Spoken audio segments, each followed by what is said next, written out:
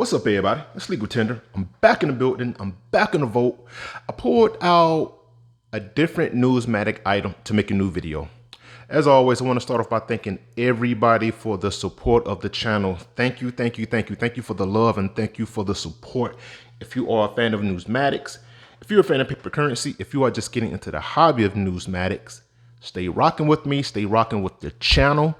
Every Tuesday is Legal Tender Tuesday, and I will be making a new episode every week, speaking about something new, different, or interesting within the realm of numismatics. If you have any questions, comments, or input, please put it down in the comment section.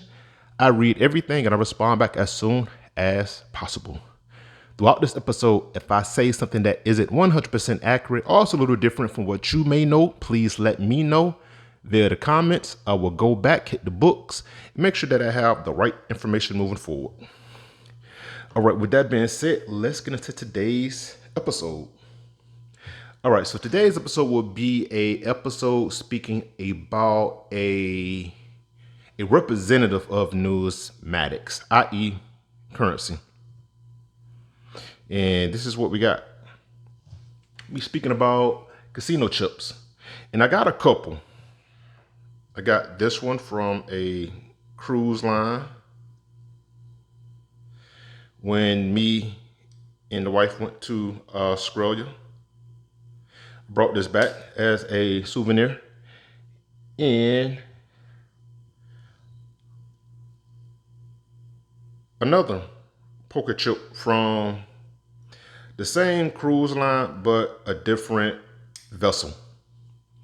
And I know for a fact I got some chips from a Vegas casino, but for some odd reason I cannot find them. But let's go. Now, casino chips, also known as poker chips, gaming tokens, or checks, are small discs used as currency in casinos. It's a small disc.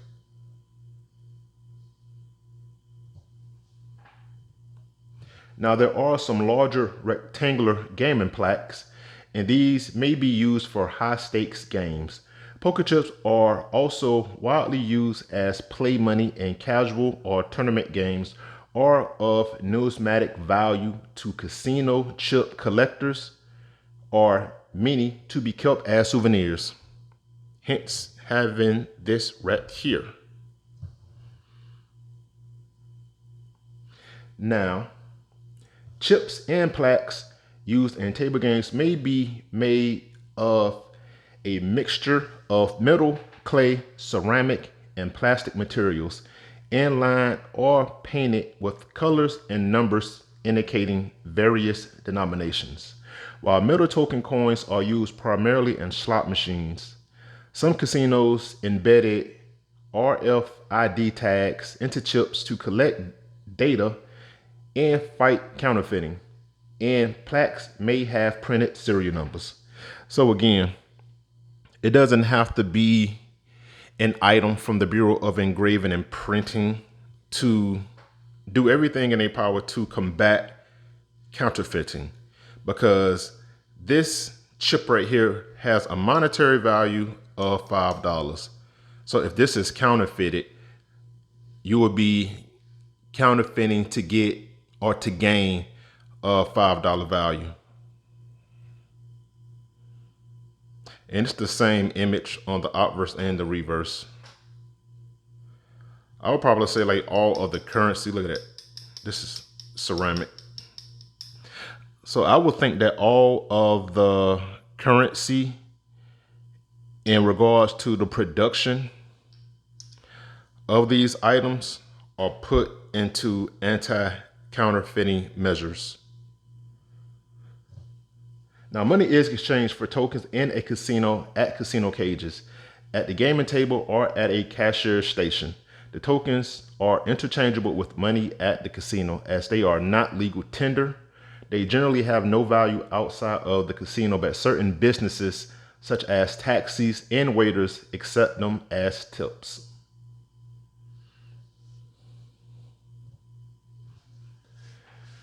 Tokens are employed for several reasons. Because of the uniform size, shape, and patterns of the stack of chips, they are easier to tally compared to currency.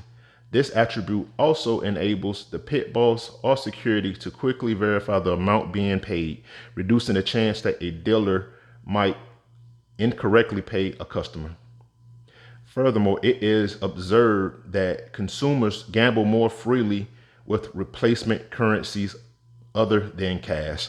So even though this has a monetary value of 5 and this of 1, you really don't see that monetary value because only thing you see is a chip. You don't see $5 being held in hand right here. You only see a chip. Now you know that it has a value of $5, but it is easily more dispensable if you don't actually see that legal tender bill or note. So you're more easily to part with this colorful chip as opposed to a note, I think. And that is why it is a more pragmatic reason for casinos using chips in place of cash at table games to discourage players from grabbing back their bet and attempting to flee should their bet not win. Because chips, unlike cash, must be redeemed at the casino that it was earned or received from, and no value outside the casino in question. Lastly, the chips are considered to be an integral part of the casino environment. So this here is the world famous Bellagio. Been there a couple times. The thing that really got me on the Bellagio, besides the I haven't done the Circus du Soleil show yet, but I plan on doing. I did a couple different ones. I did one at a Treasure. I did one at Caesar's Palace, I believe. I know I've been to 4 Circus du Soleil shows, and they have one here, and I want to say it's called the O, and it's very water themed. It's a water themed performance, and the commercials I've seen and the advertisement for it is beautiful. So I definitely plan on attending at some point. But this scene right here, this scene from this movie is what got me on this location, and I was just like, know what? If it's cool enough to be in a movie, it's cool enough to have me make a cameo. Now, casino chip collecting is a part of numismatics.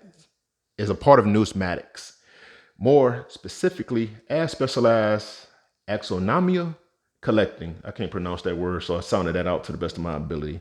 But when I go on eBay to look for notes to purchase, there is a category, and it is axonema, and they got all kinds of it has relation to numismatics, but it's not coins or paper. It's like tokens, documents,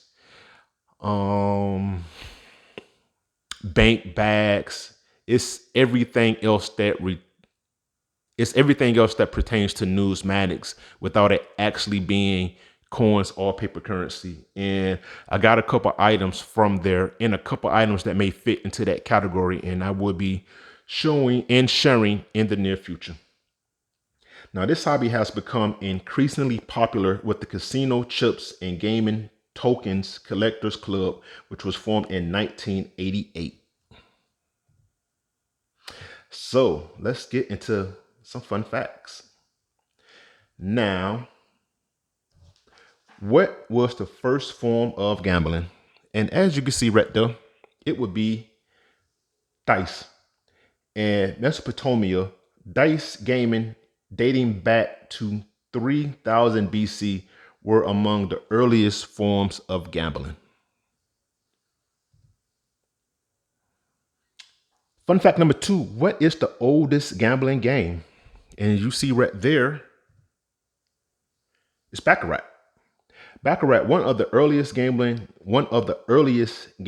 game ever made that is still currently played in casinos, is a card game which was first mentioned in history in the early 1400s. Now, if you can name that scene, I'd be impressed. But spoiler alert, it has this guy in it. My dude. The dude. The dudes. All right, so James Bond was a fan of Baccarat, hence the montage to the game. And a gentleman I inspire to not be like, but yeah, you know, Bond is a very well-rounded individual and definitely my guy. So that's what we got. All righty. All right. Short little episode speaking about something new, different, or interesting within the realm of numismatics. Every Tuesday is Legal Tender Tuesday. And yeah. So that's all we got. If you have what is an eczema item you have in your numismatic collection? Put that down in the comments. All right. That's all we got for this one. Until next time, keep it legal. Let's back up a little bit. There we go. Keep it legal. Keep it tender. Talk to you soon.